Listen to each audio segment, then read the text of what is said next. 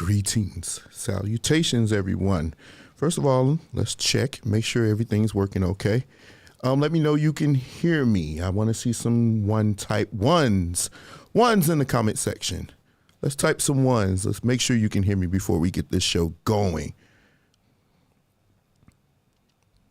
Waiting on someone to type some ones before we can go. I want to make sure you can hear me. Because if you can't hear me, all right. Thank you, Lakeisha. Richard, risk it all. Well, I can't say the rest of it, but what up? What up, Richard? Good to see you, brother. Yeah, so we have an interesting show for you. Wendell Lewis says one. Okay, you guys can hear me. We have an interesting show for you today. We're going to spin this thing in many ways possible and try to get it done in a reasonable amount of time. So let's see what happens here. But first of all, I want to talk about something. Okay, I'm on a weight loss journey. COVID did a number on me, and as I'm sure it did for everyone else. So I decided to do a weight loss challenge. So I'm challenging myself, actually. I want to drop down some pounds. I want to make sure all my suits fit right and everything looks right. I don't want to carry around a whole lot of baggage in summer if I don't have to. You know what I'm saying? So I've already lost some pounds, and I want to do this thing, but I invite everybody. I know people say, oh, Derek, you always go on that big women on your show. Well, I invite everybody to join me. We can do it together. We can lose some pounds, keep track of what we're doing, because I do say you want to present the best version of yourself to the man that you want. And so I know a lot of people say, well, you just go too hard. Why don't you just leave us alone? Because I wouldn't ask you to do anything I wouldn't do. So if I'm saying I'm going to do it, you know, we do it together and we can keep track. I'm not asking you to put your weight up. No, don't put that up on here because I'm pretty sure you don't want to know how much I weigh. But let's do it together because I believe a lot of us, I know me, I do not want to come up in the summer looking like I lost my mind. This is not what I desire somebody to be for me. So I want to make sure that I'm looking halfway decent come July at least, you know, lose some pounds or whatever. Oh, I'm sorry, Jaden, you are in the time zone. Listen, I could try to move it up, but it's kind of hard because I'm doing everything on my own. So it's kind of difficult for me to do everything and have it set up. And I actually work, 9 to 5. So it's kind of difficult. So I decided to do this. All right. Lakeisha, you in. Okay. I got somebody that wants to do it. Lakeisha, you in. And I believe that, I believe, and I'm going to spin some things here tonight on this show, but I believe with men, we understand that we need to lose some weight. A lot of men I know are in the gym. When I was in the gym earlier today, real early, there were some men. I wasn't there that long. I wasn't there that long. But it was a lot of men. I saw a lot more men than women. And I'm saying, I think a lot of times modern day feminism has done a number because you have this blurred line between what thick is and what fluffy is. So I said, thick, let me explain this to you. And ladies, I'm not trying to ruffle your feathers, but what thick means to a man is the parts that we like, breasts, butt, hips, those are really accentuated. There's a good mixture between muscle and fat in the ways that men like. Men like hourglass figures because it's a sign of fertility. It's something in our DNA that we see a woman with curves, we automatically, it gets us going, So when you got women that say, oh, I'm thick, and then everything else, you got these terms of endearments that you like. You got the BBWs, you got the juicy and fluffy, you got all these different things. And I'm trying to help you be the best version of yourself. A lot of you say, hey, I don't understand why I'm not attracting one. Well, this is one of the things that we're doing it together. And men actually appreciate discipline. To lose weight is very, very difficult because you have to turn away things that you like. You have to turn away the hot dogs, the ding dongs, the ho-hos, the Twix, the Kit Kats, or whatever you think you may like. Oh yeah, we like thighs too. Now me, I don't mind a big woman if you curvaceous. But there are a lot of men that don't like big women, and you have to understand that. That's our preference, just like you have a preference. But having said that, I think it's a good thing. I think we should have accountability partners. It helps us. Hey, you can't eat that today. You can have a cheat day. But my friend Leonard Reyes, I always ask him a lot of things about what he eats on his diet because he's dropping. We might not even be able to recognize Leonard this time next year. So I'm doing this thing. You guys are welcome to join me, okay? Let's do it. Next week, we start talking about it, what we're doing, our struggles. That first week is going to be hell. I'm telling you that right now. My first week, I promise you, I was irritable. I was mad. I wanted to bite somebody's hand off because I was hungry. But now I'm like in my second, third week. It's becoming more regular for me. Okay. Hot dogs. Yeah, Richard, believe it or not, man, them ding dogs. Now, I don't like hot dogs. I don't eat pork. But trust me, wings, and it seemed like every day somebody's got wings. And I'm like, what are you trying to do? I'm trying to drop these pounds, okay? I've already dropped some, and I want to continue this thing going. But one thing happened last week, you're water fasting. I do intermittent fasting too, Lakeisha. That's cool. Water fast, I do intermittent fasting, like 12 hours. I got a 12-hour window where I can eat. And actually eating when I don't eat after 7, I actually feel better in the morning. I think you should try that too. Okay, over the week, something really crazy happened. Let's start this way. I'm going to start with this. LeBron James' son, Bronny, went to the prom with somebody that's not one of us. And a lot of people lost their minds. They were upset about this young man going to the prom with somebody that wasn't black. What up, Jason? Now, I usually stay away from stuff like this. You know, I don't really try to get in. I mean, I did one live about it because it was a lie that was told, and I showed through statistics that it was a lie. But I usually stay away from stuff like this because it's a little controversial. But so many grown people and our sisters had problems with this. And I'm saying, first of all, this is a young man. And this is what I will say on that. It's a young man. He went to a prom. But one thing you're not accounting for is his father is rich. I don't know how to tell you this without hurting your feelings, outside of Atlanta and maybe some parts of Washington, D.C., and maybe some parts of Houston. When you go there, there's not many of us there that are rich. I don't know how to tell you this. There aren't many of us that are rich like that. So the school that he goes to, hey, Nicola, I did my research on this, right? And wait, before I go to that, this is another picture that I saw that kind of bothered me. They posted this picture. Why bringing the little girl into this? They were saying, do you tell him, Zuri? You tell him, Zuri. This little girl was just caught in a moment. I mean, it's funny because he like, not my bro or whatever. But come on, don't bring kids into this. This had nothing to do with it. And the stuff that they were saying in some of the comments, they were so bad, everybody, that I decided not to even post them. Y'all know I post comments. It was so bad, I didn't even want to post the comments. It was horrible. But look, let me check this out. Yeah, that I understand she posted the pic, but it was just, Jason, to me, it's just too much. It's just too much. I think this is a young man. Let him live his life. But this is what's going to drive this point home. I actually did research. Check this out. At the school Bronny goes to, there are 536 white people. That's 55%. 2 or more probably mixed races, 14%. 10% black people. And then you go on and on and on. This is the demographics of that school. So, ladies and gentlemen, tell me what black person was he going to find in that 10% to go to the prom with that may have been to his standard, may have been somebody that he likes. Now, I understand that he may have said that he doesn't date black women. And here's the thing. It's because he probably is not around a lot of them. And then the stereotypes, my phone dropped. Let me pick this up. Hold on. Don't want my phone dropping because I need to read your comments. All right. So, but I'm thinking this boy is too young. He doesn't know much. And if you growing up around rich people, it's like the Fresh Prince of Bel-Air. When you watch that, do you see a lot of black people in those schools? No, because we're not necessarily the richest group of people. More than likely, if you look to the left and you look to the right and when you rich, guess what? You're going to see somebody that's not you. When I graduated from college and I went to the graduation, I'm in the College of Engineering. So I'm looking to the left and I'm looking to the right. Well, it was a brother sitting next to me, but it was when you look around, this gives you where we are for real. This is the real world. I know where we live, you see brother, sister. But in the real world, when you go at the higher up you making money, the higher up you making in political, whatever, however you want to say it, rich, whatever, powerful, less of us there will be.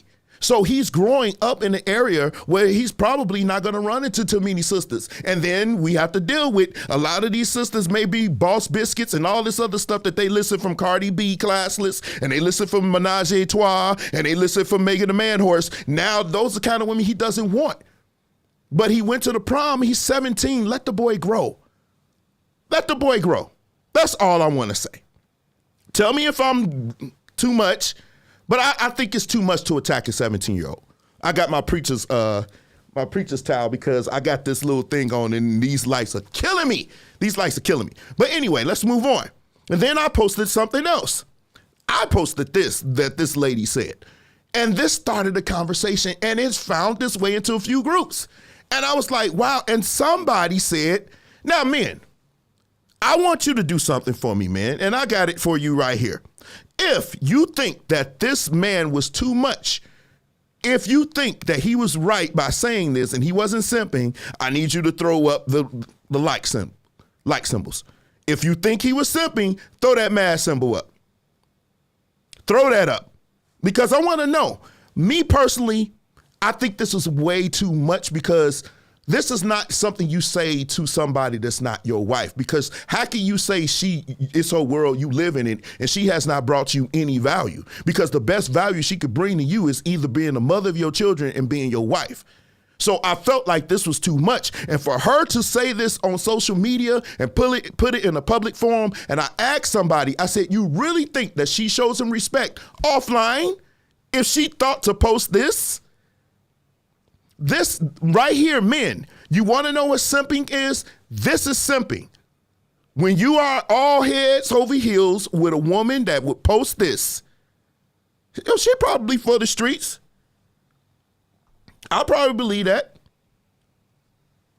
She probably is. Where is it? I can't find it. We ain't gonna worry about it. She belongs to the streets. There we go. I found it for you. But I thought this was way too much. It was way too much. I think men,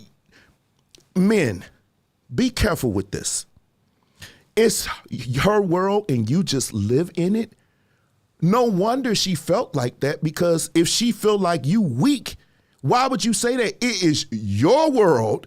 She supports you in what you are doing. If you are the head, so if you saying it's her world, that means she's the leader. So of course she's not going to respect you. That's why I said it was a simp move. No, if anything, it's our world. I can live with that. But if you say it's her world and this is not your wife, notice he said this man and not my man. Oh, no. No, we don't do that over here. That's not something we do over here. That don't go down over here. It doesn't.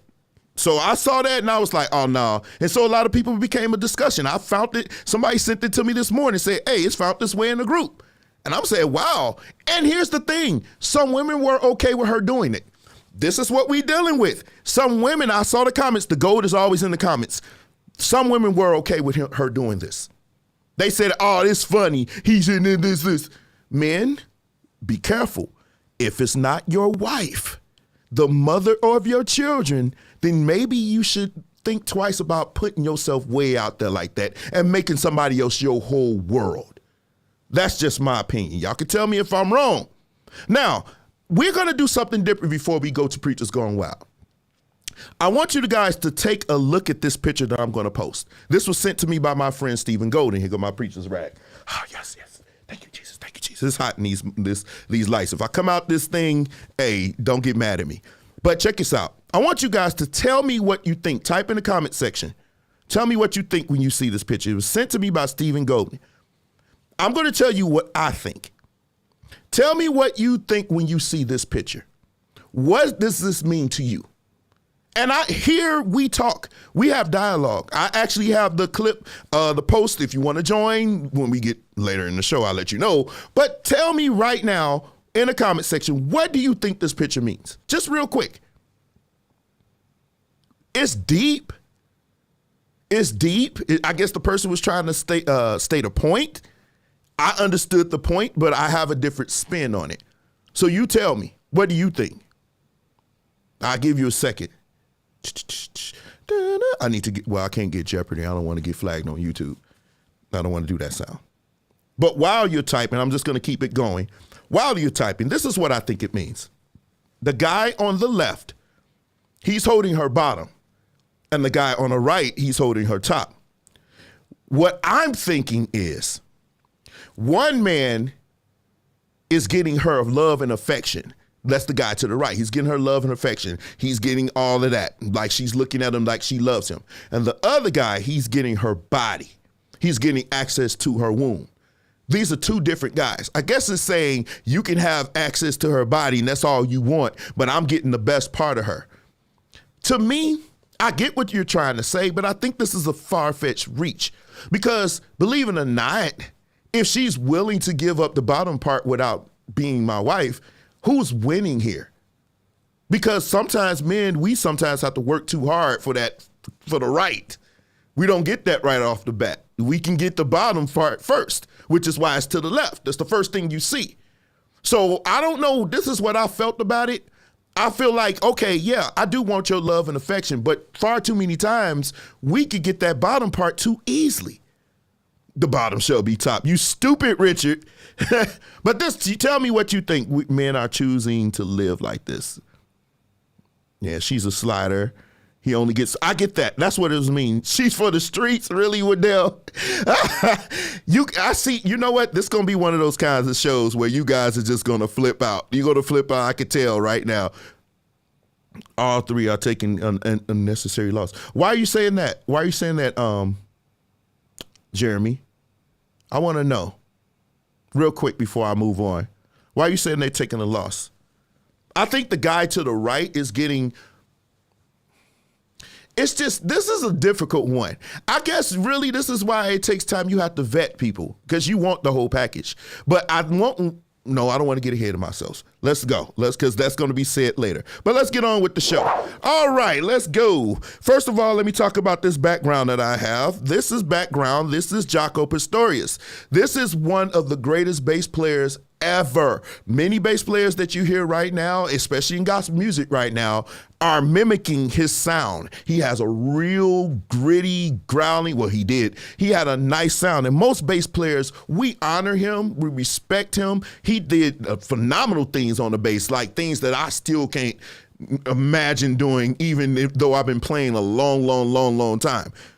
But yeah, this is Jaco Pastorius. This is my background. I chose him today because, I was listening to his music and I was inspired. So I decided to use him as a background today.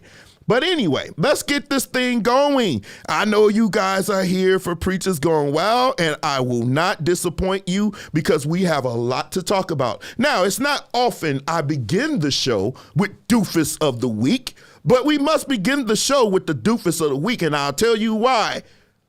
If I can.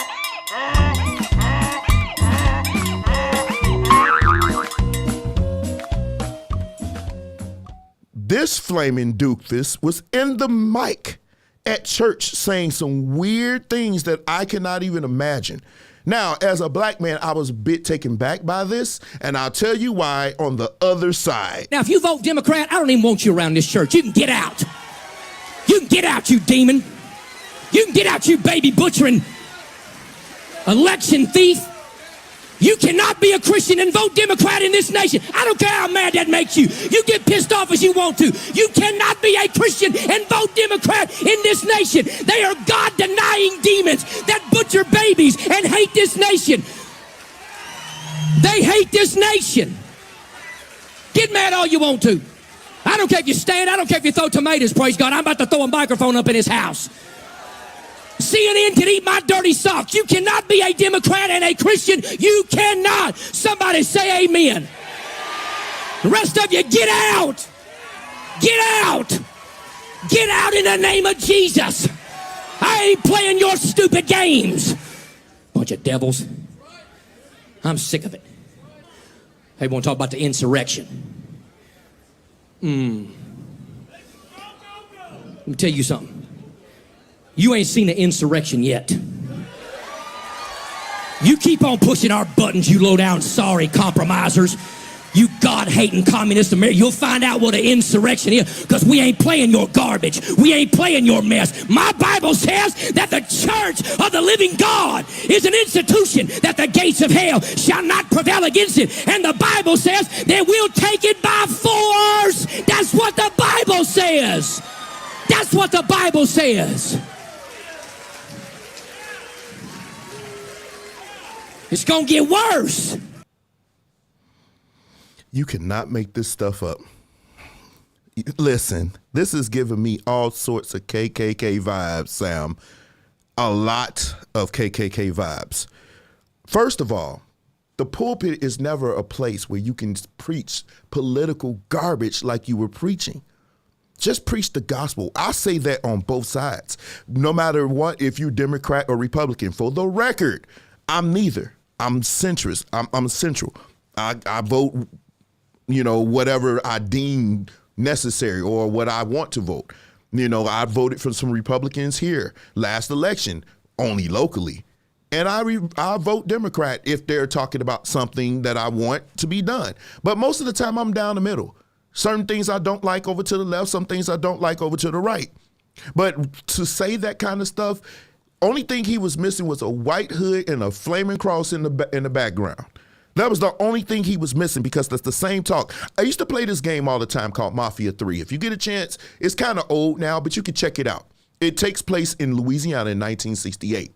And in one scene, it was a guy that was talking, and he's walking back and forth with his robe and his, a lot of people were out there with their tiki torches, whatever they call them, and they had a burning cross and everything else. And he was sounding just like this guy here.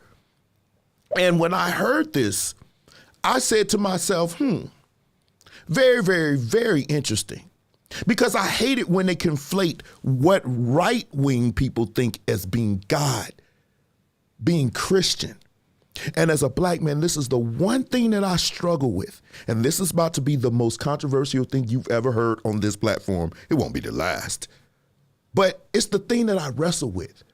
You have two groups of people mainly in this country. You have those people that think like him, and then you have our people that have suffered for over 400 years.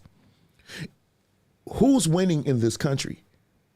Is it this group that's suffering, or is this group that got rich off of their suffering? They pray to the same God that they think. And I know we can use the no true Scotsman fallacy. Well, they're not praying to the real God. Well, let's think about this. I read this book and it was crazy. He presented this argument. If we're both praying to the same God and everything's going their way and everything's going against you, how can you honestly say that they're not praying to the right God unless there's a liberation event? Liberation event means this group that's suffering doesn't suffer anymore, and this group finally gets their quote unquote karma for what they've done. It's the one thing that I struggle with. If I could be honest with you. If I could be honest, I know we're supposed to have the faith and believe that it's not going to be like that. But they continuously conflate religious beliefs and everything seems to go their way. You mean to tell me that they can run? Because I didn't see many of us. I saw them running into the Capitol with weapons and causing death and destruction, looking for people with nooses and everything else. Now ask yourself this question. If it was me and a group of people from Black Lives Matter that ran up in that building like that, what would have happened? I'll give you a minute to answer that question. This man actually sat there and said that you ain't seen nothing yet. That's a direct threat. And nothing's going to be done about it. Meanwhile, they walk in stores shooting everybody else and nothing is done. But let that be us to march for something that we want done, police brutality to end or anything like that. Here comes the torches. Here comes the tear gas, and they have rifles standing there. Now they big and bad. But when all of those people showed up to the Capitol to ransack the place, nothing happened. It struggles. It's a struggle for me. Why do they get away with everything and we suffer? But we pray to the same God. Who presented this Bible to us? Don't get me wrong, I love God, I do. But if we could be honest and transparent, these are some things that I always ask why our ancestors didn't think about this when they were made free. We're about to celebrate Juneteenth. I think they should have took a moment and be like, hey, wait a minute, do we really want to continue this? Because look at this. From what we've shown KK here, it's always, yeah. Okay, let me see what you're saying, JR. I want to hear your perspectives. Exactly. They believed that it was justified, and they actually presented what they called the slave Bible, where they took out many verses. And the thing is, I found the slave Bible, and I was blown away with some of the stuff that I read. I was like, they took out some parts because why? They were never going to free you. They were never going to free your ancestors. They were, if they had their way, we would still be down there picking cotton or whatever it is right now that they can make money off of for free.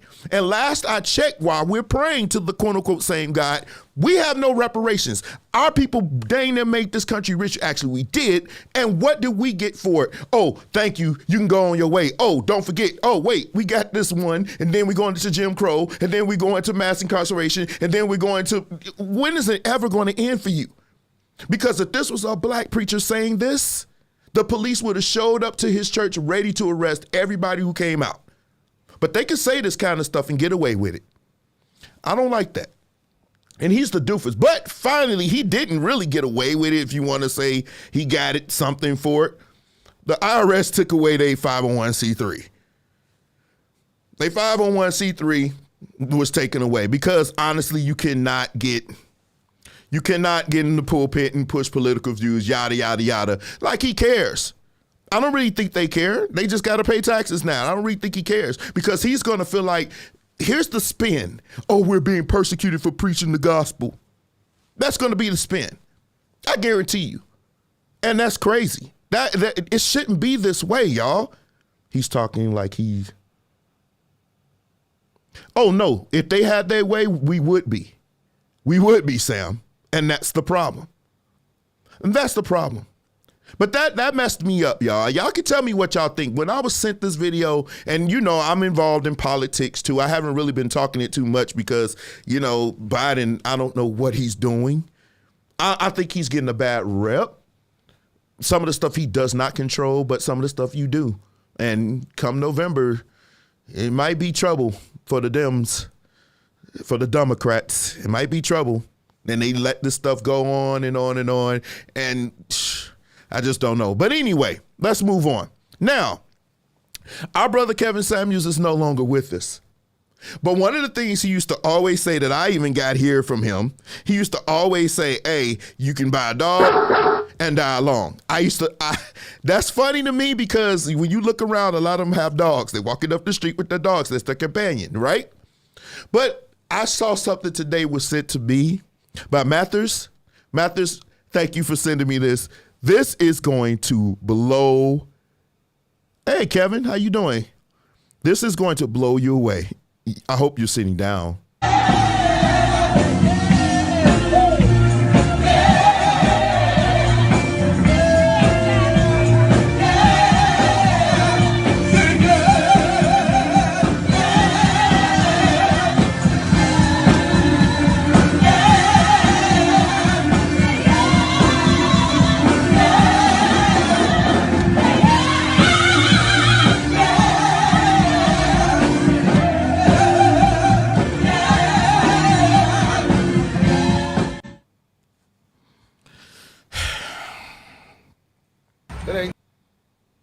That ain't that deep, homie. Bro, I can't believe what I just saw, man. Please tell me, please tell me that we just didn't see that. Please tell me we just didn't see that. Did you really is this where we're headed? You know, now we got dogs coming to church. What is going on? I mean, I know we say buy your dog and whatever, but bring it to church? And the dog literally was singing.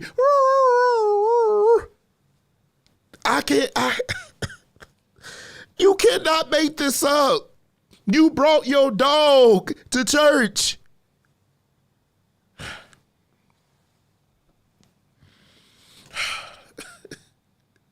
That just messed me up. When I saw that I don't know. Y'all tell me what y'all think, because that was way too much for me. I just think when you start bringing dogs to church instead of men, so is it that bad? You can't bring your man to church, but your dog can come? Is it really that bad?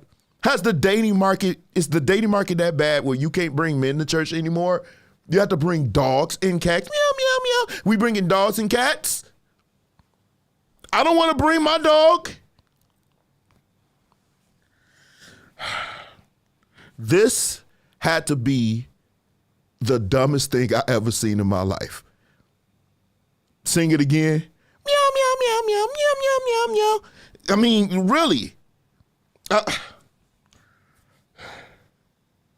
When I first saw it, the first emotion I felt was this.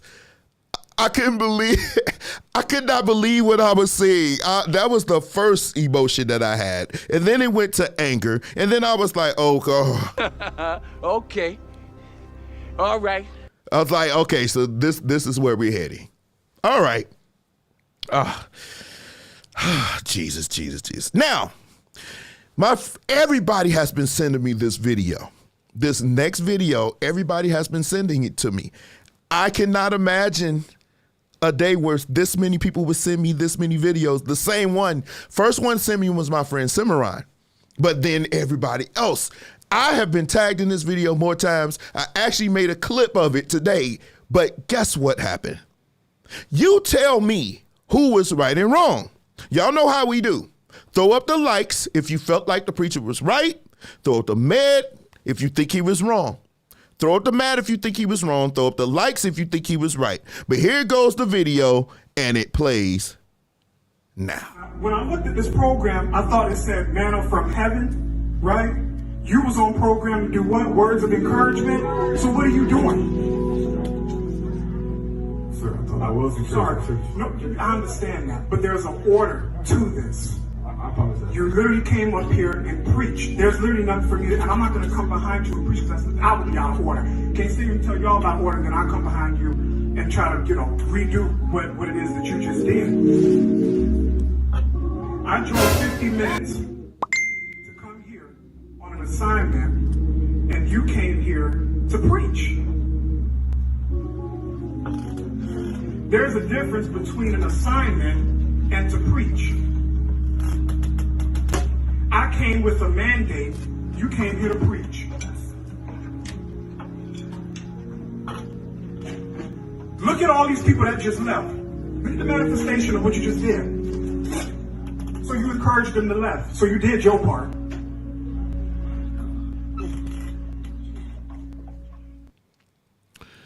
You encouraged them to left. You encouraged them to left. Okay, let's do it. Throw up them likes if you think he was right. Was it a proper rebuke? Or throw up the mad if you thought it wasn't. I already threw mine up. I don't think it was correct, and I'm going to tell you why. And I actually talked to Cimarron today. First of all, let me give credit to what Cimarron said. And it was something that I didn't think about. He was mad because that offering, the people leaving, was his offering. That's another perspective I didn't even think of. They were leaving because he's not going to get his offering now. Because, sometimes they raise them offerings when they do their prophesying, prognostication, whatever you want to call it. Sometimes they do that.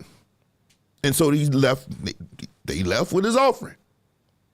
Here's the part that I'm going to go deep on. Pause. Where's my pause? I need to do it. I'm sorry. That was pause.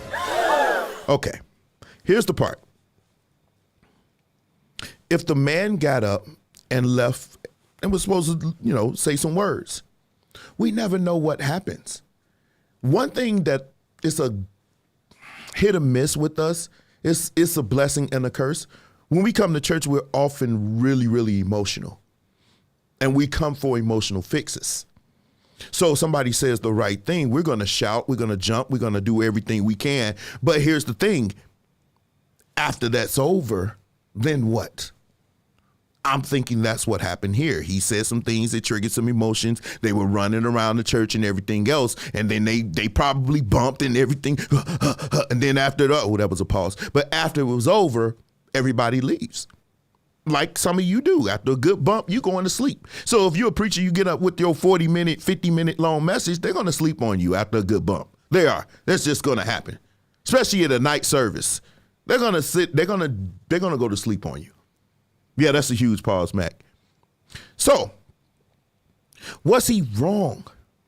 Here's why he was wrong. You're a pastor that I don't know. If I don't know you, You have no reason to rebuke me in front of people and talk to me in that manner. That was a level of emasculization that went on here. He made that man look so small.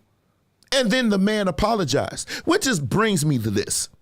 If we could be some of the nastiest, most unforgiving people on earth, and we sit and watch why people don't want to come to church because they don't want to deal with you and all of that. We could be nasty, won't speak, hold attitudes forever for something. And if a man says, I'm sorry, you continue to beat him down after he apologized. After he apologized, I'm sorry. Right after that, you should demonstrate what you were going to get up and preach about. But we never do that.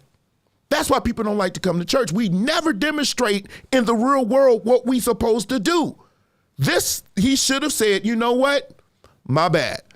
Now, me personally, if God actually came in and moved, now that's in italics and underlined. If God came in and moved, then the job was done.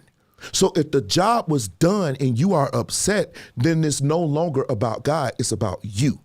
And once you made it about you, the Spirit is not going to dwell in that same place. He's not going to move. God don't fight with people. He doesn't. If you want to get involved, fine, I'll just leave and go somewhere else. That's what I've seen.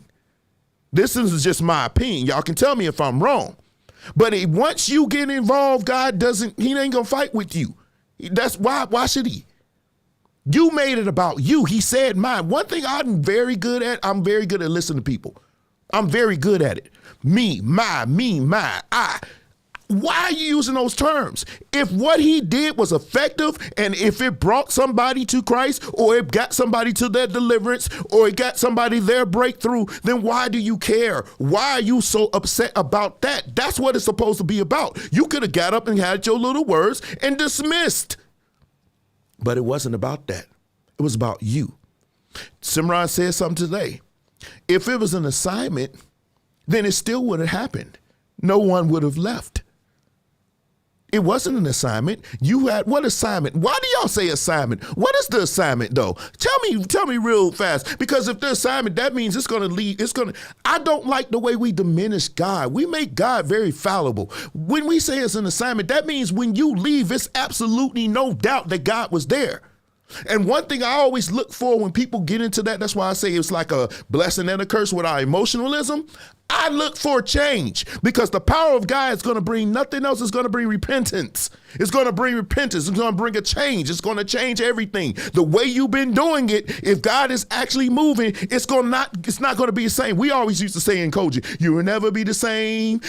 Whatever in Jesus' name. They always say that. All that long. I don't know the words. I'm sorry. Forgive me because it's been so long. But still, they used to say that you will never be the same in Jesus' name because they knew once God came, it was not going to be the same. Nothing ever stays the same if it's real move of God. But if something happened in that church and God moved, then you done. Then your assignment, probably maybe you can encourage somebody. You could prophesy to somebody. Then that's cool. But you talking about I was supposed to preach, then you made it about you. And somebody else said something in the comments. I know, what is that? But no, somebody else said in the comments, he's probably mad because the dude probably has some chops, probably out-preached him.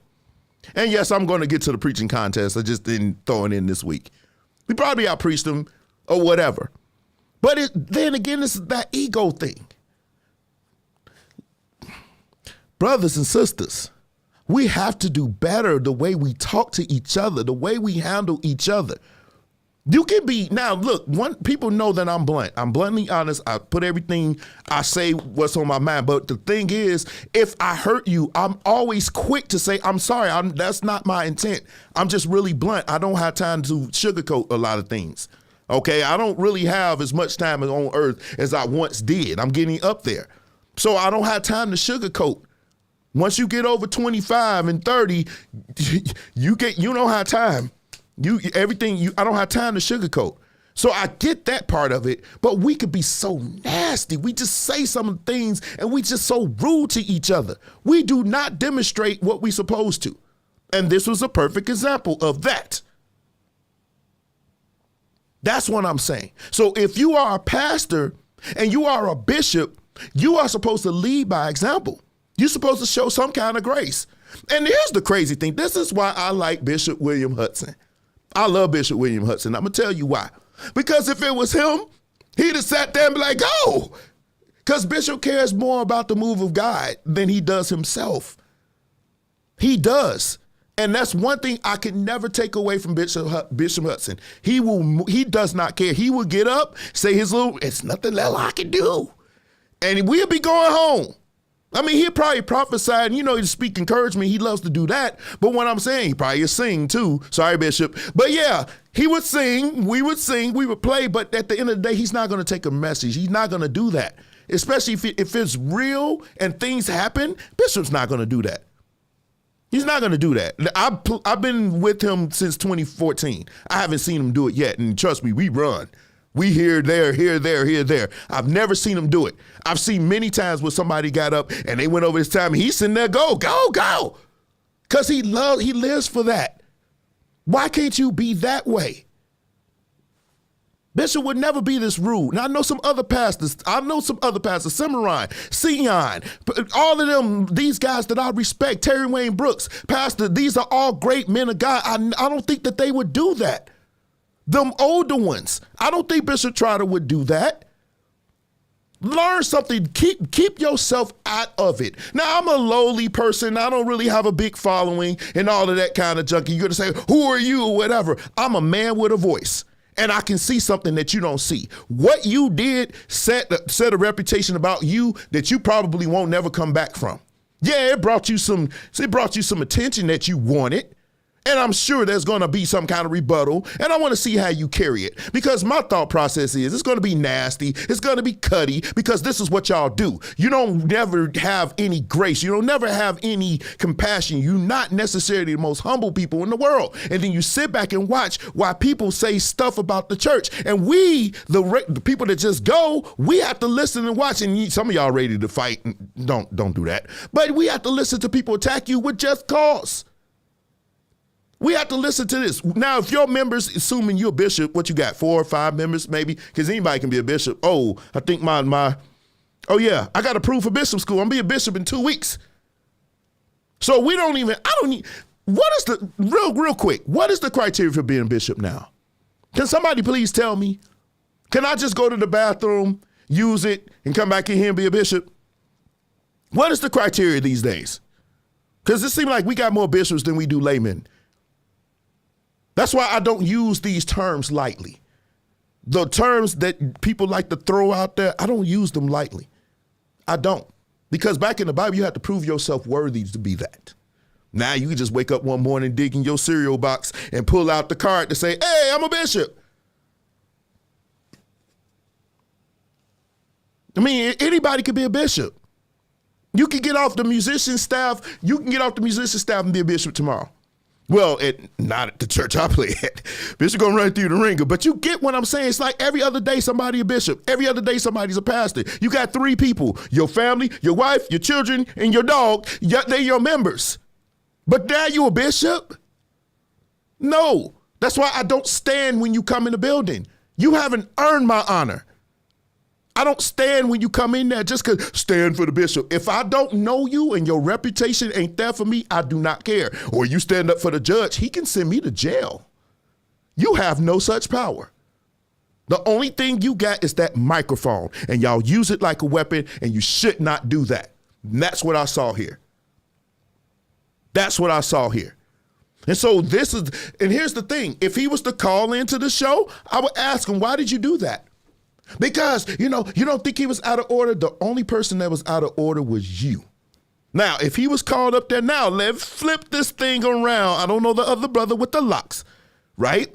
If you were called up there to do, I hate these terms. What does this stuff mean, y'all? Whatever, manna, bananas, whatever the heck you was up there to do, you do that and you sit down. But we never know. We need to see the full video because we don't know what happened. Now, if we see the full video and you up there acting the fool and they sitting there, people just looking at you, you just going, then yeah, we got a problem. Yeah, then we got a problem. But I just think that we need to do better as a people. We need to do better as Christians, representing something different than what we have been doing. Acting nasty, being all cutty, being flip at the mouth. But most of you can't take it when it's directed back at you. That's another thing. We can talk about that all day. You can dish all day. But the second somebody say something to you, you ready to go into your little cubby and cry your eyeballs out. Seriously. So we need so you don't get no grace here on that regard. Being nasty and mean, stop it. Stop it. Be better. The right thing to do is to pull them to the side. Pull them to the side. And here's the thing. You could have helped a young preacher grow. Don't do that. Okay, brother, when they call you up to do that, say your little messages, say your 2-3 words, and then, don't take away from the main preacher who was hired. But hired, that's the thing. Hired. Oh, where's the clap? Where's my clap? That's what it is. He was hired. He was hired. And that's the part that we missing because he cared so much about people leaving. That's the difference between me and people talk about whatever, you ain't got that many viewers, you don't have this, that. If one person show up to my live and listen to me, I've done everything that I wanted to do. I don't care about all of that. If one person is touched or blessed or entertained by what I do here, that's enough for me.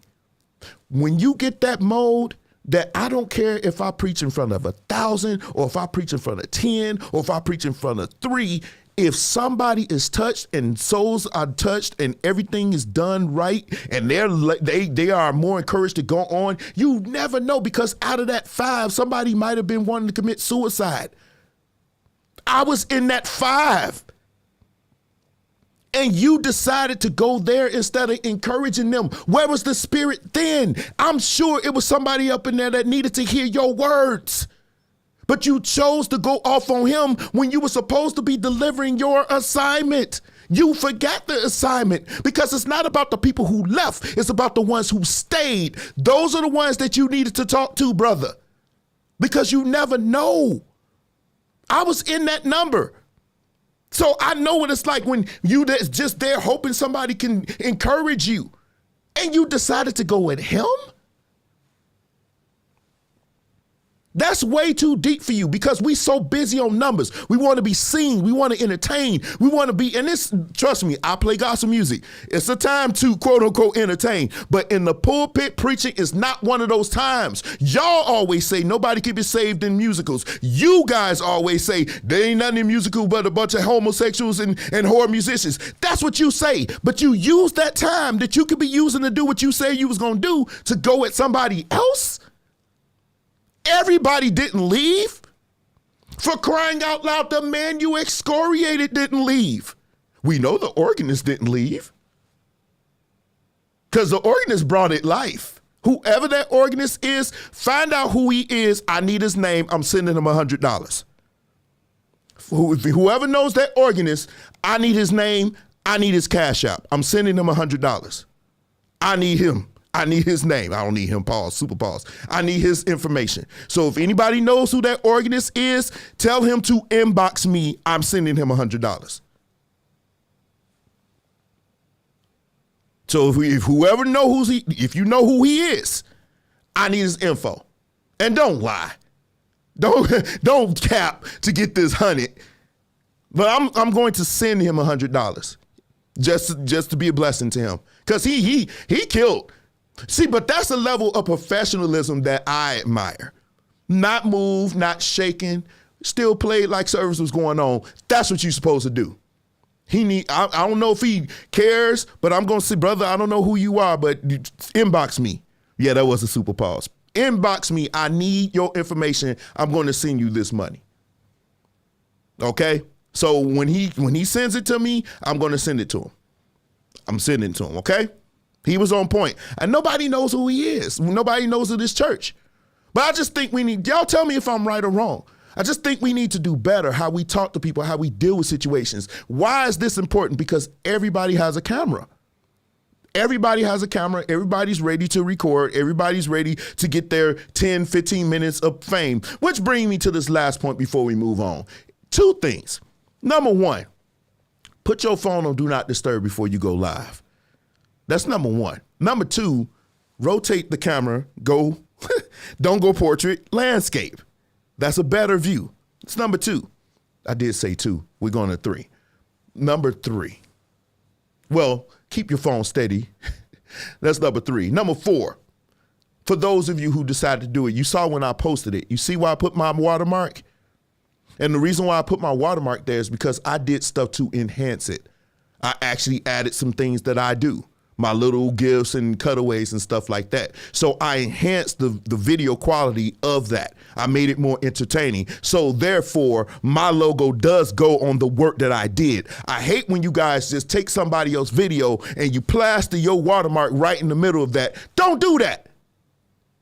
Don't do that because you didn't create the work. Okay, I hate that. Don't do that. Now, since we're talking about musicians, there was an instance, and I've been waiting to do this for a while.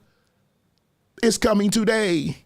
But I hate it when I'm on when I'm on my instrument and playing, right? And then somebody in the audience decides that they want to give me numbers that are wrong. It's happened to most of us. Check this out. God made it fail. God made it fail. Everything that the devil tried, God made it fail. God made it fail. God made it fail. He made it fail. Everything that the devil tried, God made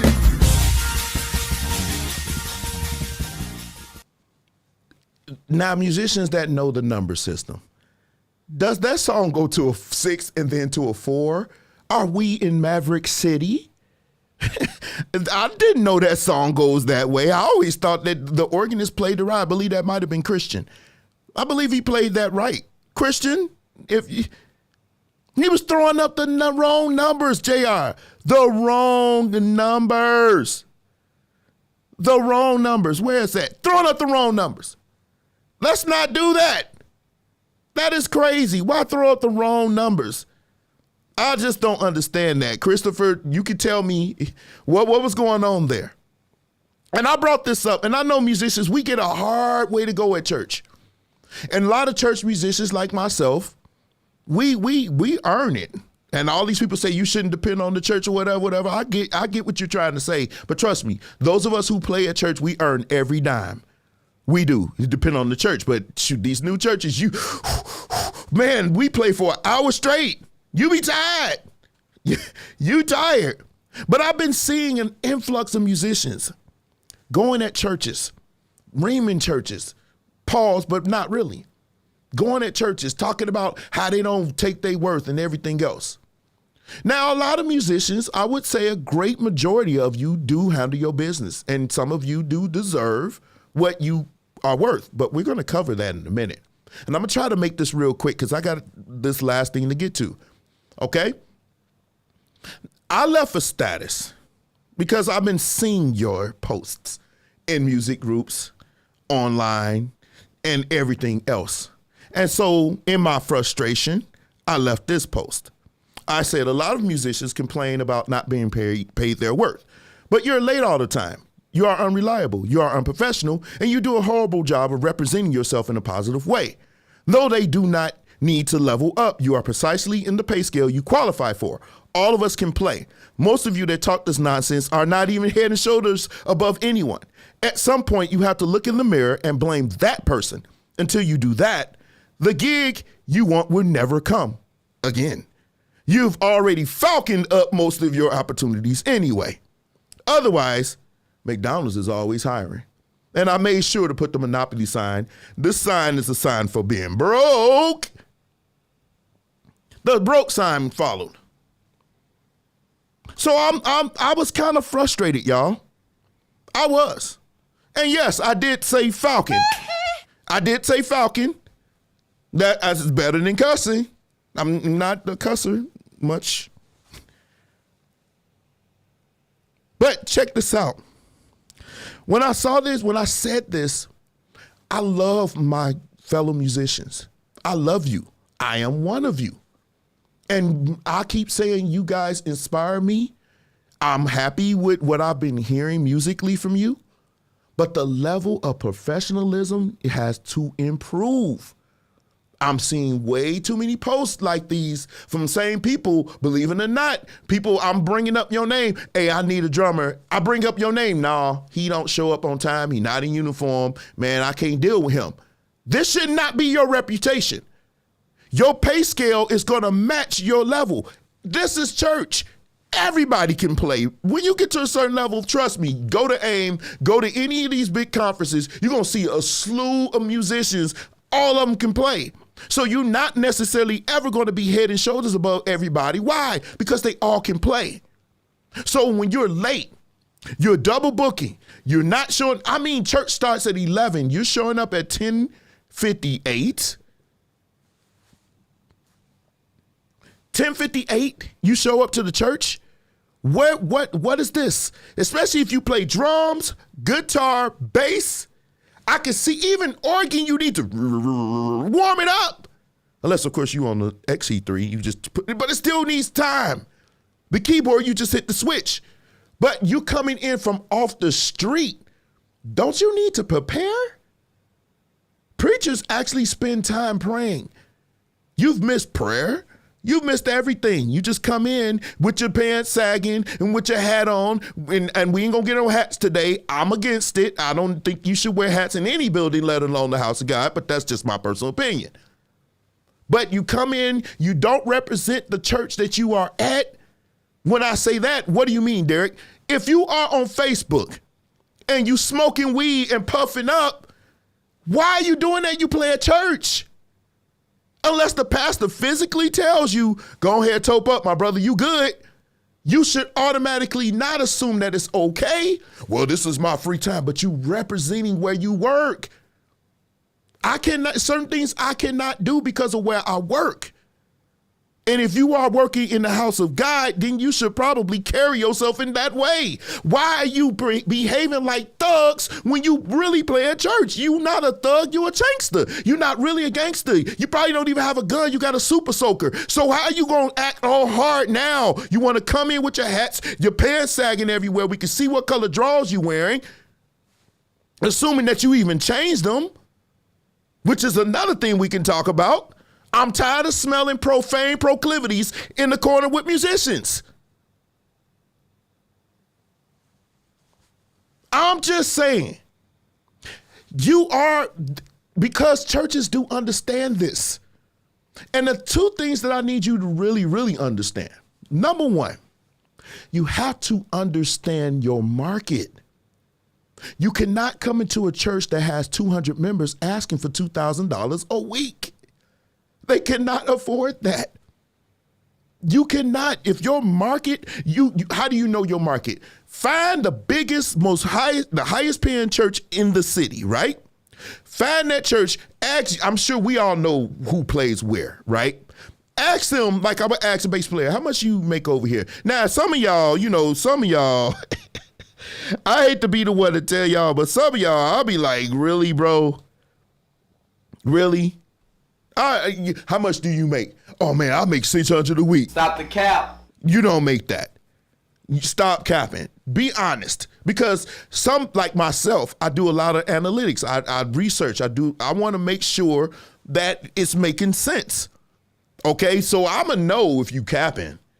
Trust me, I'ma know. But be honest. So if you go to a church, Goodwill, Free Will, Give Me All Your Money, Missionary Baptist Church of the Latter-day Saints, you ask a musician, how much are you making? And he says, oh, I'm making $400. Now, you know this is the biggest church. So you know this is usually about the market. So you don't go to the other church, Church of God in Christ, and say, oh, I want 400. They got 100 members. You have to do the deduction. If the highest paid church in the biggest church in the area is paying $400, how you gonna go to a storefront church and ask them for the same? It doesn't work that way. You gotta understand your market. And unfortunately, some of us musicians, we are not in a good market. When I was in Milwaukee, I understood the market. You got Holy Redeemer, you got Christian Faith, you got whatever these other bigger churches over there. You ask those musicians how much you are making. If they're not making $1,000 a week as a bass player, I can't go to another store for a church and say, oh, I need 700. No, it's not going to work like that. So that's why you haven't been making that kind of money, your inability to understand the market. And here's the other part, your inability to understand your place in the market. Why would I pay you $1,000 a week when nobody knows you? You don't have that kind of name. We don't care about your resume of playing in juke joints with Suge Avery and Harpo. We don't care about that. Where do you have another name? Because believe it or not, some pastors, not all, but some pastors want to know. Do you not know that I could probably get a really good job playing at a bigger church simply because they can turn on the radio and hear me playing for Ricky or when I was playing with Marvin out on gigs, or they see me on stage with these artists, they automatically say, hey, this is somebody we can bring in and, help our music ministry. They look at us just like commodities, just like NBAs and NFLs. Not all of them, but some of them do. And you have to understand your place in the market. If your call of fame is playing local artists that don't even have a record out, then you can't go into a church and say, I want 2,000. Your resume doesn't line up. Your resume needs to line up with how much you are charging. When I wasn't playing for Ricky, I was happy to make my $150 a week. But now, several albums in, I'm not going to make $150 a week because I'm worth more. Because people can honestly see that I'm worth more. Your name is on some credits now, real credits, not being on the wall of some juke joint with a hook on outside, say how much for 3 minutes. No, not that. Talking about real credits. And we're not talking about R&B. We're talking about gospel right now. So leave the R&B talk out of there. And a lot of y'all that say, well, that's why I don't play at church, I play R&B. We'll see you next Sunday, brother. Because you're not playing for R&B. What artists do you play for? Oh, that's right. We playing for the chicken wing free giveaway at the strip club up the street. That don't count. Are you on big stage? Because R&B artists, trust me, my boys Clemens and Rob Goringer and Furby, they playing in front of 20,000, 60,000. They play in front of more people than I probably ever will in my life. And that's okay because I'm proud of them. That is real playing. Then you can come and ask that kind of money, but you won't have to. They're going to know you're worth that money. They're going to be like, man, I know you play for this person, man. And they're going to give you their best, but you got to understand, if you live in a small city, if I lived in Gary, Indiana, or if I tried to play at a church here, I know this is about what I can make here. And you are a working musician. I will never judge you for being a working musician over here. I'm never going to tell you, didn't find something. No, this is what you do. I'm not going to judge you. But you need to be realistic about what I always teach about that when I'm talking about the dating stuff. I always say about being realistic, but now it's your turn. You need to be realistic. You can't go in asking for that and you don't qualify. Your value is not that high, bro. It is not. I don't care how many videos you post. I don't care how many thumbs up you get. I don't care nothing, because those thumbs up don't lead to a check that you need to feed your family or to take care of yourself. So that's where my frustration comes. It's not anger, but you fail to see the bigger picture. Pack your bags or move your stuff somewhere else. It's always work up here. Chicago be begging for musicians. It's too many churches. You got musicians out here that leave one church and go to the next. I got some musician friends that don't never work a day job because they here. They make more in one day than some of us make in 2 weeks. Because there's so much work here. You need to change your market. You need to go somewhere else. But understand, when you go to another market, you still need to make sure your value lines up for what you're charging. You can't go in Salem, one of the biggest churches here, and say, hey, I want $1,500. And they say, well, let's see your resume. And you got Suge Avery's juke joint on here. They're going to be like, who? Suge Avery, that was 1920. That was 1920. So stop leaving stuff talking about the church need to understand your value. They understand your value, assuming that you have it. But every church cannot afford what Christian Faith, what Sweet Holy Spirit, or whatever big church that you think paying money, they can't all afford that. COVID did hit some of these churches. So yeah, you might be in some trouble with some of them, depending on where you live. If you're not ready to go to a bigger city where the market is better, then you have to be able to accept what they're giving and find other ways to make those things work for you. But getting on Facebook, blasting them with cuss words, it's not the way to go, bro. Sis, It's not the way to go. You can't crap on the people that you want to hire you. What sense does that make? Do you guys think before you press post? I always question that. I always think, like, some of the stuff y'all see me posting, y'all be like, Derek really posted that. Yeah, I really did. I thought about it before I press post. I understood that there may be a consequence. Somebody might want to indulge. I understood that. When I go live, trust me, I got my notes right here. I know exactly what I'm going to say. And I want it to stick. So I'm very aware of what I'm saying, but I never say anything bad. If it came to a time where I had to criticize somewhere where I work, I'm going to make sure I do it in a way that's strategic, that they can't come at me and be like, hey, you this. But y'all get on here and be like, man, F that church, man, F these. Really, bro? And you're going to work where? Because pastors talk. And some of y'all pastors, y'all just like women and men. Oh, they ain't going to do that to me. Yes, they will. They will. So that's what I want to say to you. You need to understand the market. You need to understand your place in it. Everybody can play. What else do you got? What makes you better bass player than Derek? And it can't be your skill. What else? Do you show up on time? Nope. Do you have 4,000 or 5,000 things going on? Nope. And what is your reputation? Are you out here popping up every chick that you get with that we're going to cover in like 10 seconds? Think real hard. Because if you are a whore, trust me, your reputation has already preceded you. Like I said, there's some dumb pastors that still take a chance on you. But then there's some pastors be like, no, we ain't letting that happen. Because we vetted and we don't want that over here. We don't need you over here popping up all our chicks.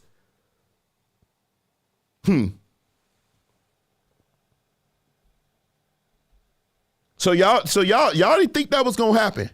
But I had time. I had time today because I get tired of y'all doing that. You attacking churches like who are you? You don't attack churches like that. If you got a problem with the church, with what they pay you, getting on Facebook and blasting them and getting 65 likes ain't the way to do it. Maybe call somebody. Maybe up your skills. Maybe even better your resume. Well, how do you do that? Well, that's for you. I don't live where you live. A lot of stuff that happened in my life happened by chance, but I made the most of my opportunities. You falcon up every opportunity you get. And I said, Falcon, where you at, Falcon? I know you somewhere. Here we go. That's what you did. You messed up every opportunity. And that's how you do it. Running your mouth, showing up late, not even in uniform. The uniform is black and white. Why you got on blue? Little stuff like that irks people. That irks people. We can't put you on video. All the rest of the band got on black and white, and you decide to wear a tapestry suit. What?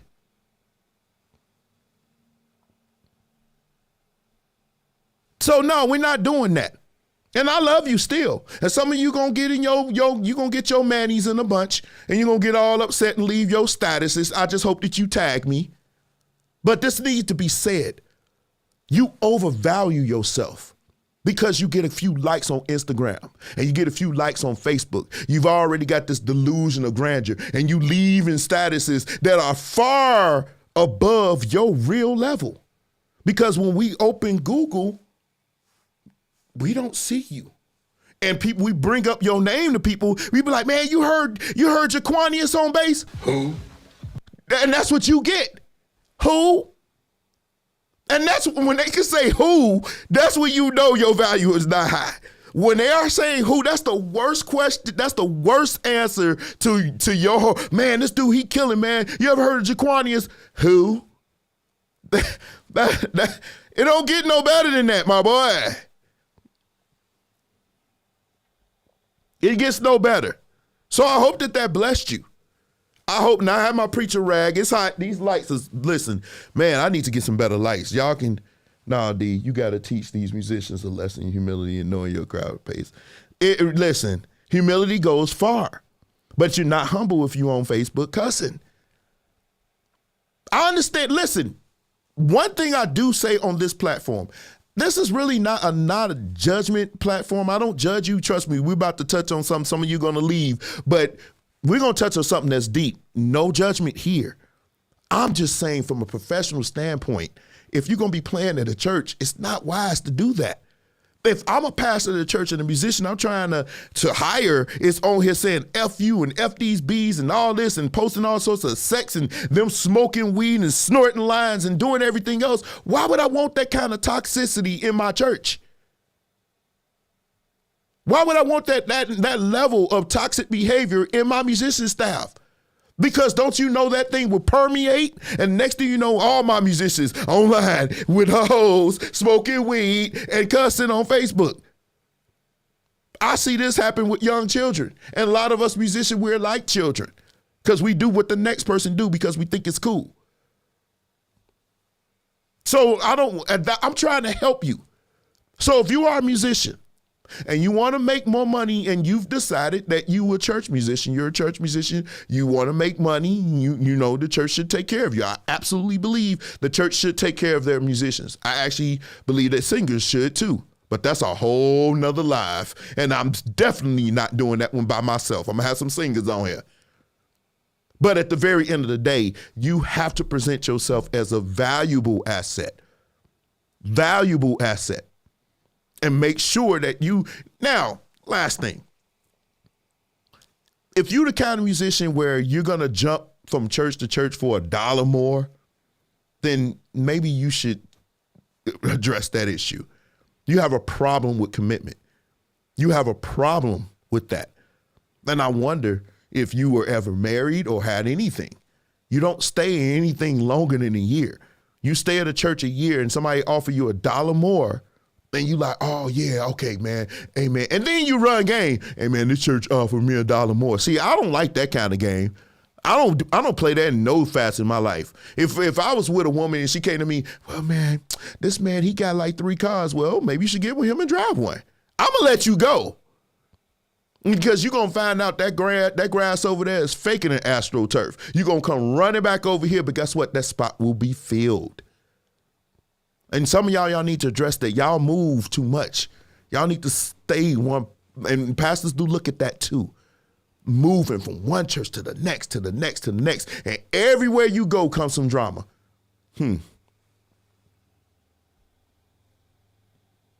So do some musicians. Wait, I'm trying to read this. Oh, some do because the name. Yeah, absolutely. We could be some of the biggest fanboys in the world sometimes. For real. Some of our best musicians, some musicians come in playing, we all acting all crazy. I done seen so many times when musicians come in and these dudes, literally men, we ain't even talking about men. Men, not women. Men. I saw one musician, I won't say his name, but he came up in the church and the musician was so high, they was like, oh yeah. I was like, bro, this is where we at, man. Really? And y'all some of the biggest homophobes in the world. Y'all stop watching All American. You got here kind of late, bro. But they do this for men. He do one lick and you already. I'm like, dude, he just did a chop and you already creaming. Really? Well, anyway, I love you. But that's what I wanted to say on that. Y'all tell me if I was right. Leave your comments in the comment section. Leave your comments. But it is a bigger problem, y'all. And I want to talk about this today. Let's do this in 15 minutes. Y'all think we can do it? Y'all think we can do it? Pause. Super pause. Okay, let's do it. Let's do it. Y'all ready? Sanctified but Sexually Active Volume 1. We're talking about the hookup culture today.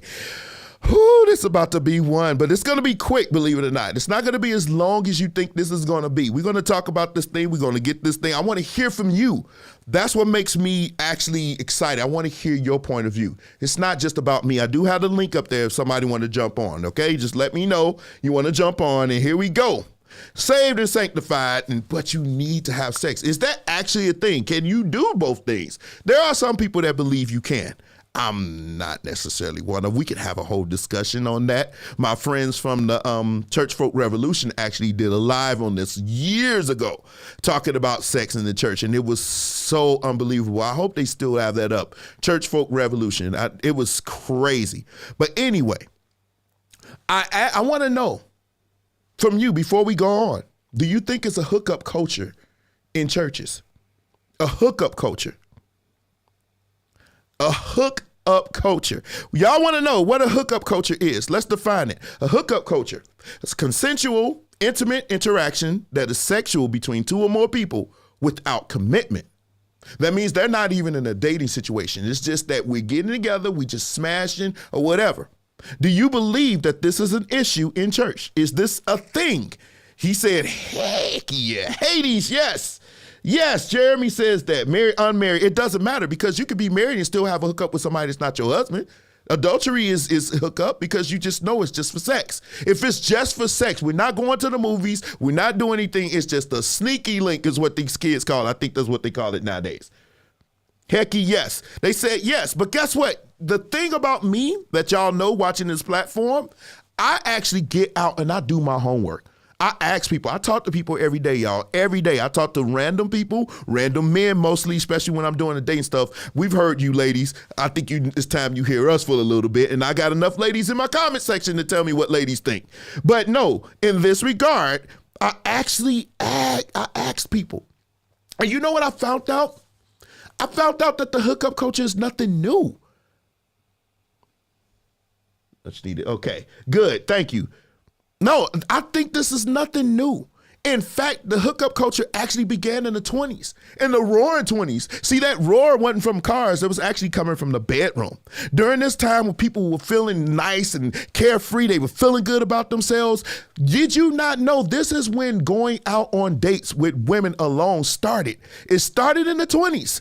Hookup cultures where everybody would go out and just have sex. We thinking it started now or it started in colleges. No, it started in the 20s, y'all. It goes back as deep. So when religious people having sex, we said, oh, no, never in the church. But guess what? I did ask some people about this. And guess what? I did a survey. Because, like I said, I do the homework. That's one thing I would hope that you appreciate. I do not get on here and give you stuff that I haven't researched. So I asked a few people, and I even asked more, so it's actually way more than I actually thought that I would ever ask. But check this out. I asked over 100, actually, but out of 100 churchgoers asked, 83% people said there is a pervasive hookup culture in church, right? 17% said that there is not a pervasive hookup culture in church. They believe that nobody's in church hooking up. They believe it's, you got a couple of cases, but it's not a culture. It's not necessarily something that's happened with a lot of people. So out of that 17%, what I found is 95% of those people were over 35. That believed that there was no hookup culture. That means the rest were younger people that believe that there is a hookup culture in church.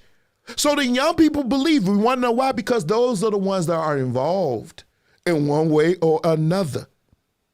In one way or another, the young people are involved in this hookup culture. And it's deep because it's deep in colleges. It's deep in every college, including the Christian ones, the Mormon ones, the Christian ones, the one that teach you having mass every other week. It is a real thing. And so when I said, okay, are we going to touch on this? Because y'all remember, I had this thing on deck for a long time. I got my notes over here. So it's not nothing new. But I'm confused about something. How is it that it's so pervasive in church? Because it goes deep. It goes really deep in church. And I mean, pause. Where you at, pause? I'm going to do it for y'all. Wait, let me find it. Here we go. Yeah, but really no pause. No pause because it really does go this deep because we've heard about it from pastors, from bishops, from deacons, from musicians. God, we know. Yeah, I'm sorry. Yeah, it's deep in the musicians, but it's deep in the choir too. It's deep there too.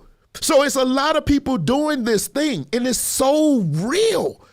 And it's like, and the crazy thing is, it's not necessarily, back in the day, when I was naive, I thought everybody was saved. I thought nobody's doing this. Everybody's living by the things. Everybody's going by Christian values. But then when I got older, I realized I said it and I got to go here. This is bullshit. I realized that a lot of it wasn't true. A lot of them were doing this from bed to bed, from bed to bed. And it was a culture. It's a culture. It's a thing. So I'm wondering, how is this so pervasive in church? We could kind of understand in college, especially you go to an HBCU. If I was in with the fraternity that I actually wanted to join, the Mega Psi Phi, I'm sure that it's a lot of that going on. When you go to college, you put alcohol, you put all that stuff in the partying, you get that. But I'm trying to figure out, how does this go up in church? And how did it become so pervasive?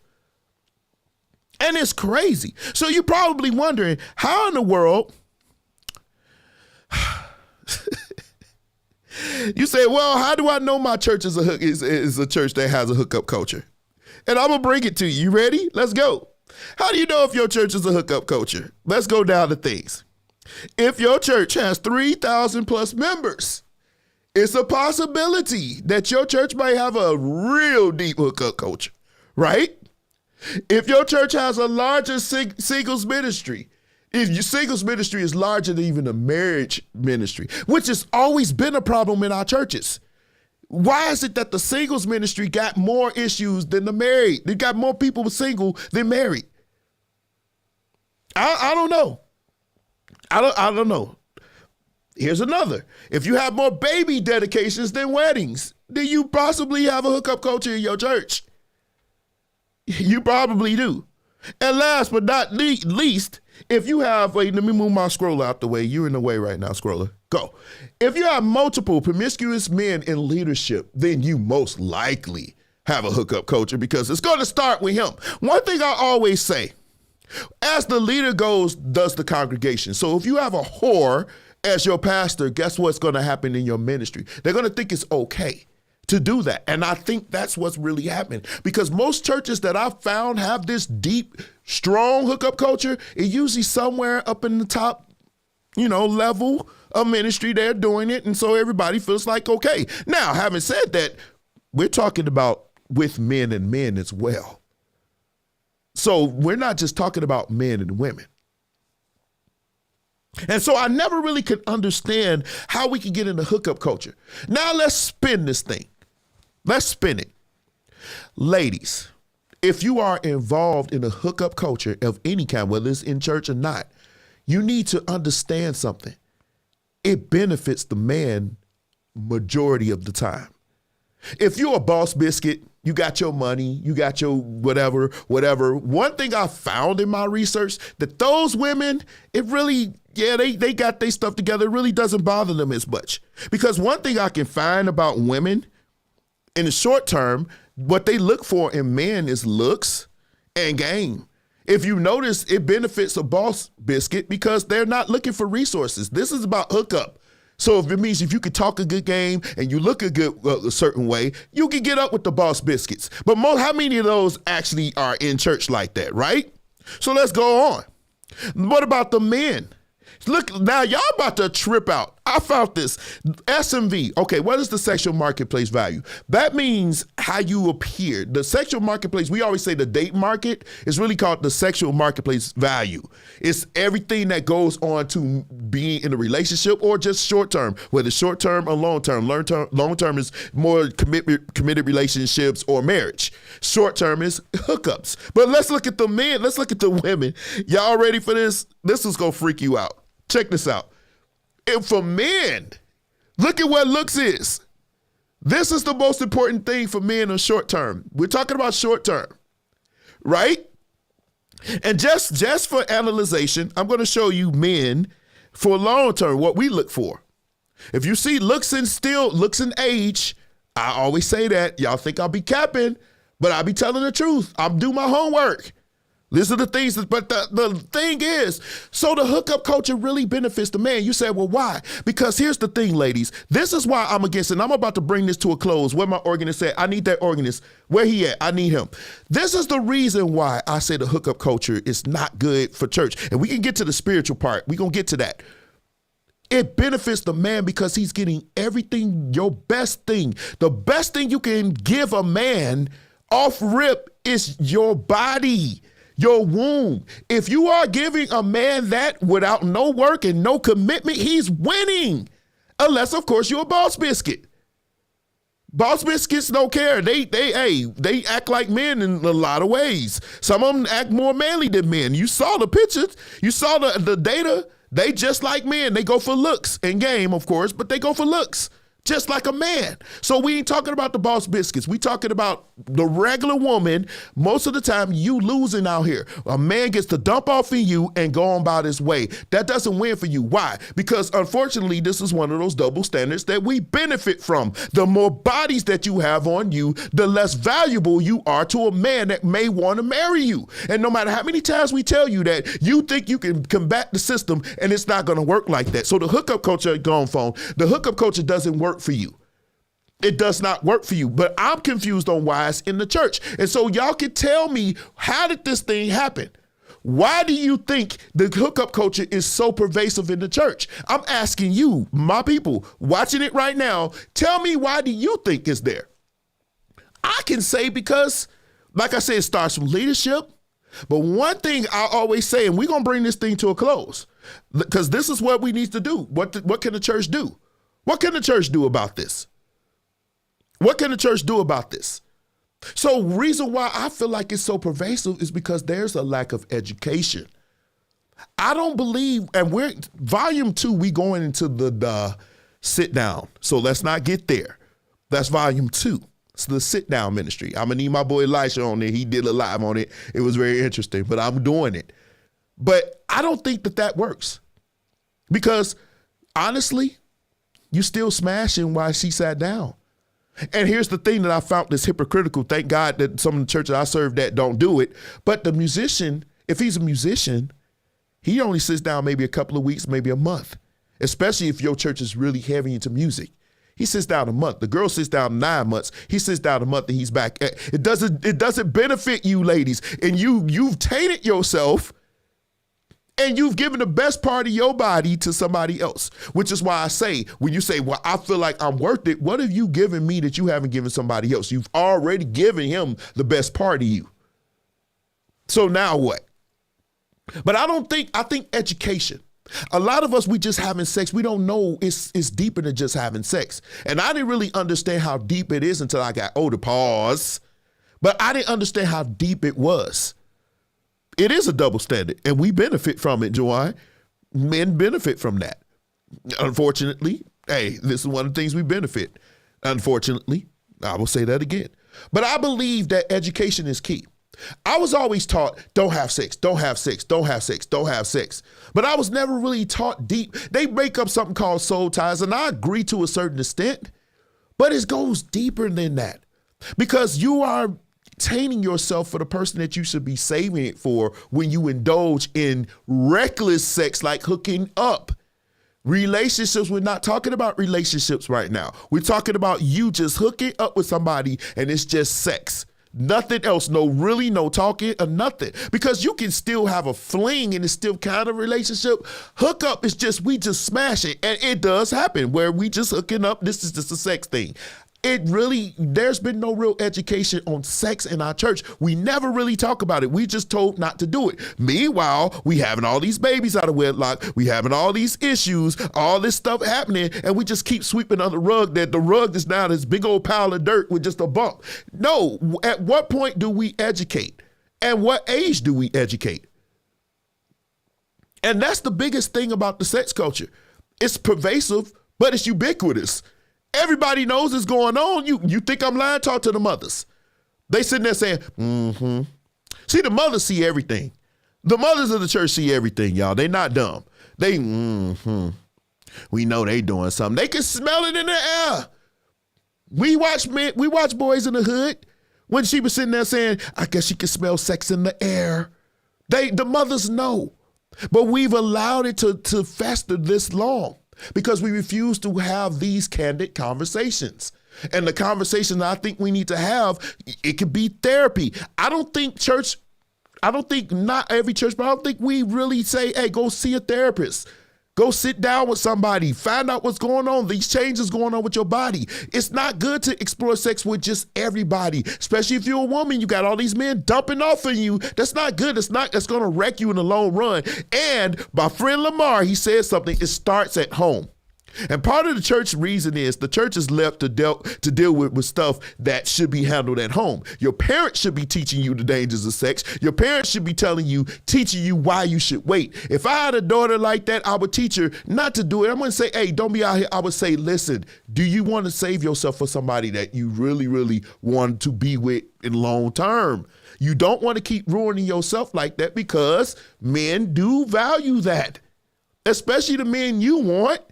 Now, the scallywags don't care. The Madden Kings and the Dusties, they don't care. Where my Dusty at? Where can I get a Dusty somewhere? Where you at, bro? He's somewhere around here. I won't even look for him. He's somewhere around here. He playing, oh, there he is. Here we go. The Dusties. We got the Dusties over here. We got the Scallies over here. We got the Madden Kings over here. These are the guys that don't care about how many bodies you got. But those dudes, the men that you want, those men that got that, got something going for them, we care. And I think that that's part of education that needs to go on. Sitting down, I don't think that works. I don't think that had a director. I want to hear from you guys. Tell me what you think. Wait, I had a director. Oh, I had a director who knows all the relationships when they started and ended and why. And tell me, Woody, what did they do when they found out about it? Whatever you make a covenant with, an agreement with. You gonna have to explain that with Joanne. I mean, I hear you, but you need to explain that. And I want scripture. These cutting edits. I know, I kind of, if you want to come on, the link is up at the top. You're gonna have to scroll up, because you guys, thank you for joining me. They can smell, look, they can smell it in the air. Listen, the reason why I say they can smell it in the air is because they can smell fish. And they always say, when I smell fish, or they had a dream about fish, they didn't dream about fish because somebody was pregnant. They dreamed about fish because they went in the bathroom after some of y'all got done. And that's why the mothers can say, oh, we know some sex going on up in here. They ain't dumb, because you want to know why? When they were younger, they were doing it too. So they know the game. They know the game. But I just think the church, I think we put a lot of, and I agree with Lamar, John, what's Lamar's last name? Somebody tell me Lamar's name at Powerhouse. I forgot his name, but he did say we could be unfair to the church. I agree. It's not the church's job. I think it's the church's job to educate the spiritual aspect of what's going on here. But I think the church is sometimes left to deal with, unfortunately, what's not being taught at home. And so we look to pastor or first lady to teach us stuff like that. And thank God that the Powerhouse, they do. But that may not be your church. I grew up in Miracle Temple Church of God in Christ. So if you was like, man, I'm having trouble, man. And I'm a man, especially when you younger, you want to have that release. You want that release.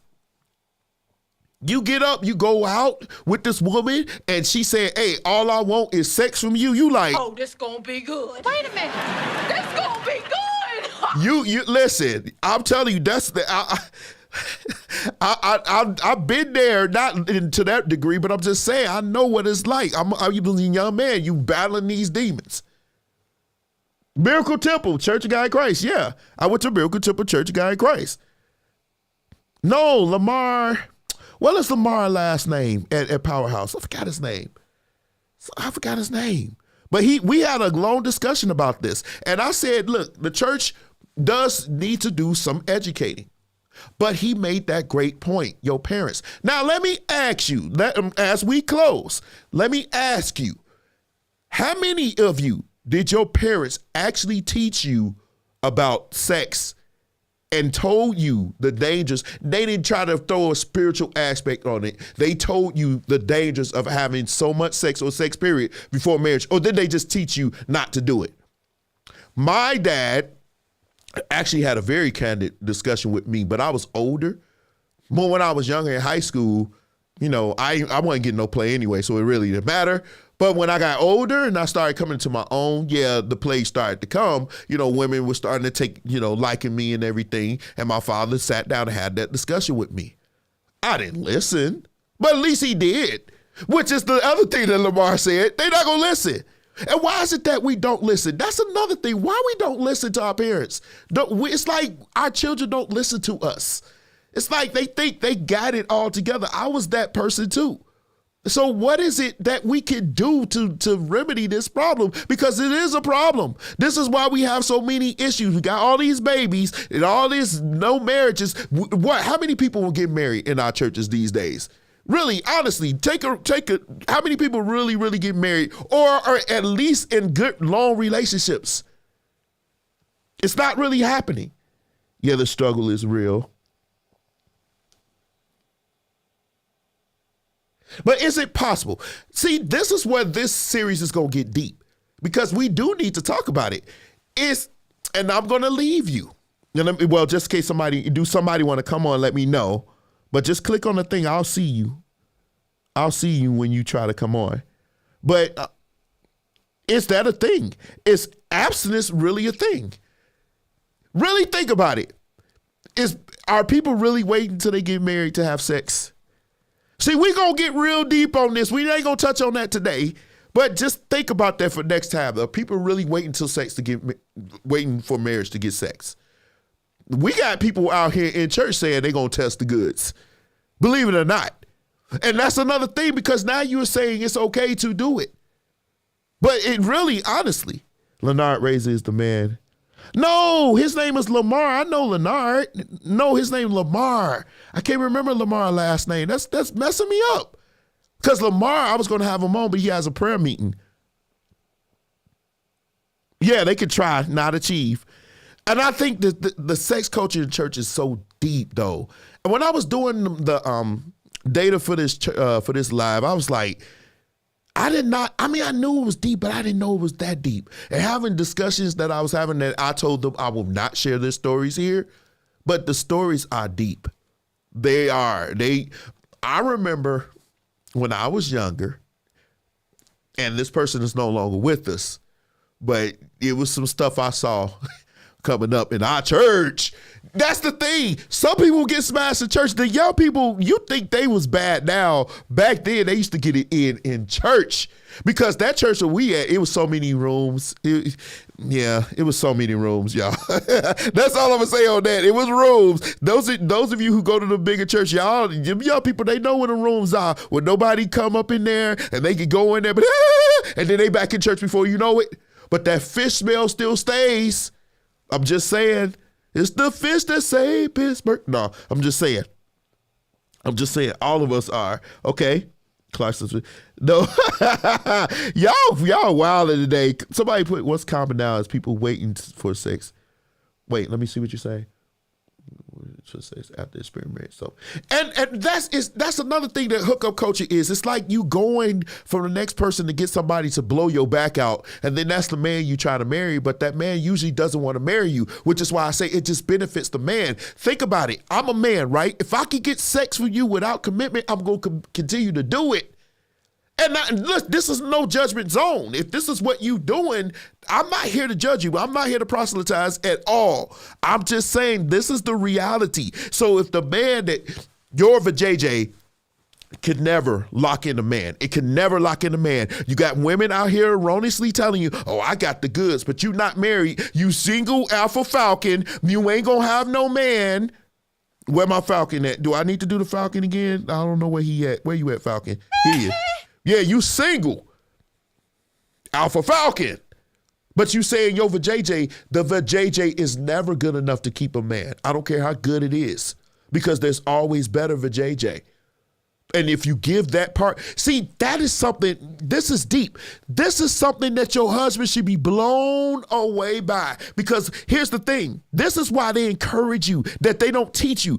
They encourage you to get in love with somebody and get with somebody that you really want to be with. They tell you to wait till marriage. Think about it, fellas, I'm coming to you. Pause. You meet this woman, she's beautiful. Of course, that's first. I don't care what you say. Men look at you first, ladies. So if you come up in here and you got this Rasputia thing doing, Hey, you dirty. You looking like that, we ain't gonna come. In no way. We ain't gonna come for you. We not gonna come to you. And we not gonna come in no other way come could be used. Understand that. Unless, of course, we think about somebody else. But we ain't gonna go there. But anyway, I just think that part of it, imagine you with this woman. You love her. You love her. She just vibes with you. She's perfect for you. She's intelligent. She's smart. She's funny. She's all the things. She can be serious. She can be everything. You just in love with her being. Here comes the wedding night. Y'all laying together and it's that time. And she just goes there with you and blows your mind. Fellas, that's it. That's what our parents should be teaching us. That's the thing. That's the explosion that you want.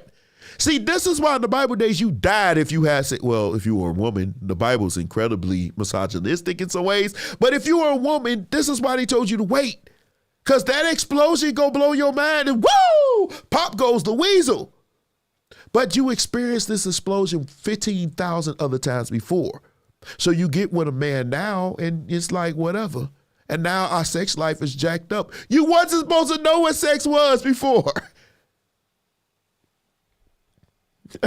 I'm just saying, look, we go get the raw deal over here. But yeah, so this is the hookup culture, y'all. It is deep. I wanted to touch on this. We have been putting this off for a long time, but I'm glad we touched on it today. But next week, we're going to do something else. We're going to do something else. Keep sending me those videos. The Preachers Gone Wild videos, listen, y'all be having me cracking up with the Preachers Gone Wild videos. I absolutely love doing the Preachers Gone Wild for you guys. But these conversations are needed, 15,000 times. I said what I said. 15,000 times. And I didn't beat up on nobody today. We actually were pretty good. Ladies, I'm still going to hold you accountable. And fellas, I will you too. Because I'm really preaching to myself on some things. But I'm preaching to you too. We all in this together, okay? But yeah, I enjoy doing these shows for you guys. I hope you guys join me next week. We're going to always do this thing Mondays on 8 o'clock. Please share this thing. Let's try to build this thing up. Let's get more people to watch. I'm doing this because I want everybody to engage. I like reading your comments. I actually go back and look at your comments. So leave your comments. I want to see what you're thinking. I want to understand. So when I do content or when I do a live, I can better understand your point of view. And it makes me be more rounded in my approach and what I'm saying. Okay, without you, there is no live. There is no me doing these things. I need your help. I need your participation and I need your engagement. Okay, so I'm going to jump off of here. Nobody wants to come and get their head chopped off. I'm sorry. I'm just messing with you. But I do love you guys. Okay, and next week we back in at 8 o'clock. Oh, again, if you are in Texas, if you live in Texas near Louisville, I'm not sure where that is, but if you're near Louisville, Texas, in June 11th, I'll be your way.